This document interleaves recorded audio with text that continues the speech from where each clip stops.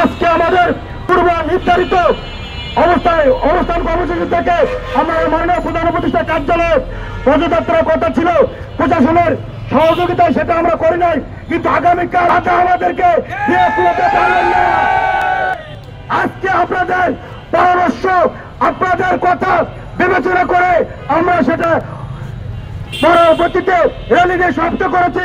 আগামীকাল যত বাধা আসুক আমাদের অবস্থান থেকে বিচলিত হব না। আমরা আগামীকাল মাননীয় প্রধান উপদেষ্টা কার্যালয়ে অভিমুখে পদযাত্রা করবো। এতে আমাদের কি হবে হবে ইনশাল্লাহ।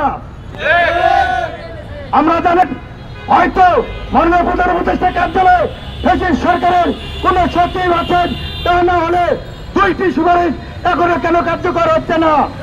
তাই আমরা মাননীয় প্রধান উপদেষ্টা হস্তক্ষেপ কমানোর জন্য আগামীকাল অবশ্যই র্যালি করবো। সেই লক্ষ্যে সকল শিক্ষকদের প্রতি আমি উদাত্ত আহ্বান করবো, কেউ বাড়ি যাবেন না, বরং সকল শিক্ষকদেরকে উদাত্ত আহ্বান করেন। আগামীকাল মহাবাচার লড়াই আমাদের, হয় তীব্র নাই মারবো,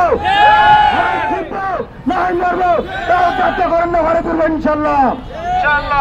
তাই আমি আর বেশি কথা বলবো না।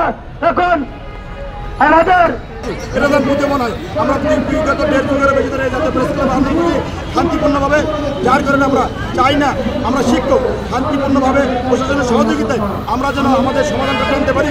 এই লক্ষ্যে আমরা আজকে পদযাত্রা স্থগিত করে আগামীকাল আবারও নিয়েছি, হয়তোবা 12টা 1টার মধ্যে আমরা ইনশাল্লাহ সেটা শুরু করতে পারবো।